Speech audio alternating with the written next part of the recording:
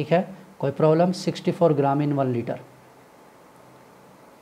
चलिए, तो 22.4 लीटर तो हो जाएगा, 64 ग्राम अगर प्रेजेंट होगा तो उसके डिकम्पोजिशन से हमें मिल जाएगा। ठीक, अब अगर 1 लीटर O2 प्रोड्यूस करना है तो कितना मिलेगा? 64 अपॉन 22.4 ग्राम इन 1 लीटर, इतना होना चाहिए। ठीक है, क्लियर? 1 लीटर को प्रोड्यूस करने के लिए सॉल्व कर सकते हो बाय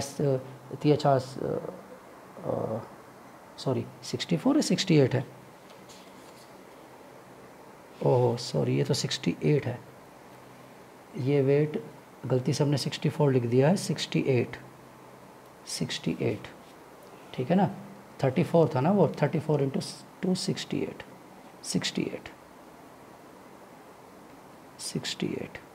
तो 22 इंटू 3 कितना हो जाएगा? 66, तो अप्रोक्स 3 ग्राम आ जाएगा, अप्रोक्स 3 ग्राम। ठीक है, अब मान लेते हैं x litre, x is the volume strength,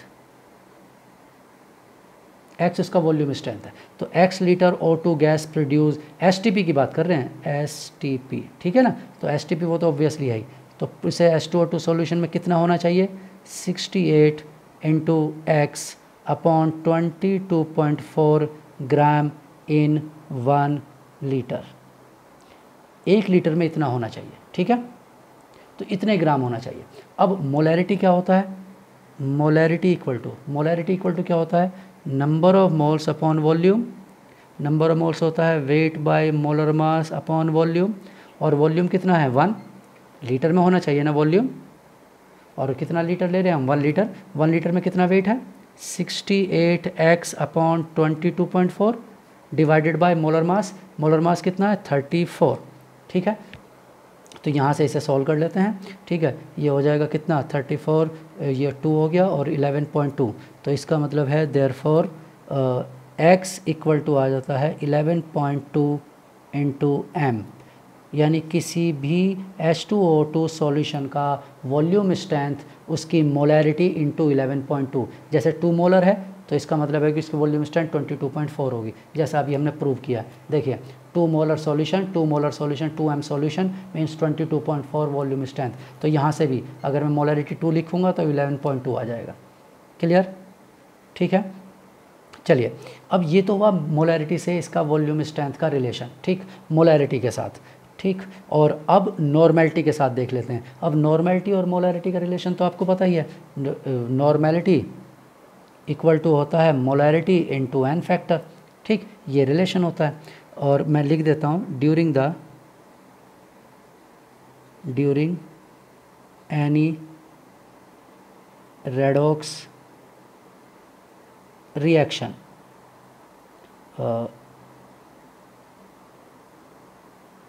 N factor of H2O2 will be 2, ये फिक्स्ड होता है। ठीक है, H2O2 का एन फैक्टर क्या होगा? 2 होगा, कोई प्रॉब्लम नहीं है इसमें, कभी भी चेंज नहीं होगा। ड्यूरिंग एनी रेडॉक्स रिएक्शन इसका एन फैक्टर 2 होगा। ठीक है, देयरफॉर x इक्वल टू क्या हो जाएगा? 5.6 इंटू नॉर्मेलिटी। ठीक, तो नॉर्मेलिटी के साथ ये रिलेशन है, क्यों? क्योंकि नॉर्मेलिटी इक्वल टू है मोलैरिटी इंटू एन फैक्टर 2। ठीक, और मोलैरिटी को रिप्लेस करेंगे तो क्या हो जाएगा? n/2, therefore molarity equal to n/2, तो मोलैरिटी की जगह आप पुट करेंगे n/2 तो डिवाइड बाय 2 हो जाएगा 5.6 इंटू नॉर्मेलिटी। तो नॉर्मेलिटी के बेस पर सोल्व करना, और किसी भी रेडॉक्स रिएक्शन में, मैं वही कह रहा हूँ, एनी लिख दिया मैंने, एनी रेडॉक्स रिएक्शन, जब भी H2O2 पार्टिसिपेट करेगा किसी भी रेडॉक्स रिएक्शन में तो हमेशा क्या रहेगा? उसका एन फैक्टर 2 रहेगा। अब ऐसा क्यों? एन फैक्टर 2 क्यों होगा? बिकॉज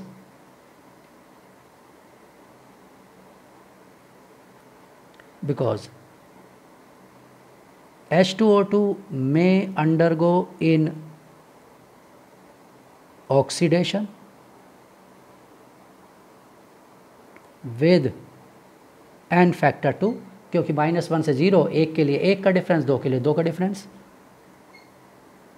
और H2O2 may undergo in reduction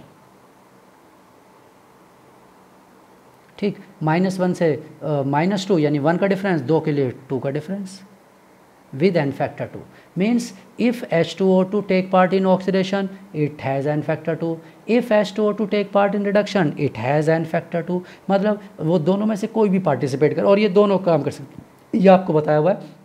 because the oxidation state of oxygen is in intermediate, वो उसकी इंटरमीडिएट स्टेट है, नाइदर लोएस्ट नॉर हाईएस्ट, ना उसकी वो लोएस्ट है ना हाईएस्ट है, इसलिए ये दोनों फंक्शन कर सकता है acid oxidising agent as well as reducing agent, ये आपको स्टार्टिंग में बताया हुआ है। ठीक है, इसीलिए वो कोई भी रिएक्शन पार्टिसिपेट करे, दोनों तो करेगा नहीं।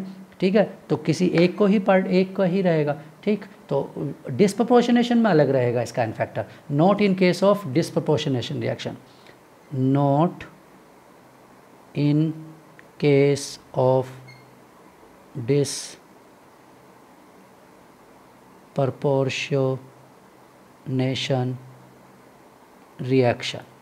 ठीक है, क्योंकि डिसप्रपोर्शनेशन में सॉल्व करने का आपको मेथड अलग बताया हुआ है, उस केस में हम बात नहीं कर रहे हैं, हम बात कर रहे हैं if it takes place in oxidation, it undergoes in oxidation, ठीक है, और if it undergoes in reduction और इट अंडरगोज इन रिडक्शन, दो में से कोई से में एक में इन्वॉल्व होता है तब ओके है, तब आपका एन फैक्टर 2 ही आएगा। डिसप्रपोर्शनेशन में ऐसा नहीं आएगा। उसका आंसर तो आपको जैसे सॉल्व करने के लिए बताया, 2 electron take part in reduction, 2 electron take part in oxidation और 2 मॉलिक्यूल हैं तो 2 डिवाइड बाई 2 आंसर 1 आएगा। ठीक है, डिसप्रपोर्शनेशन में इसका एन फैक्टर 1 होगा। ठीक है, क्योंकि 2 इलेक्ट्रॉन रिडक्शन में इन्वॉल्व है, 2 इलेक्ट्रॉन ही ऑक्सीडेशन में इन्वॉल्व हैं और 2 मॉलिक्यूल के लिए है, तो 2 डिवाइड बाई 2 इसका एन फैक्टर 1 होगा। डिसप्रपोर्शनेशन में बाकी किसी भी रेडॉक्स में यही रहेगा। ठीक है, चलिए इससे आगे नेक्स्ट लेक्चर में डिस्कस करते हैं। Okay, good day.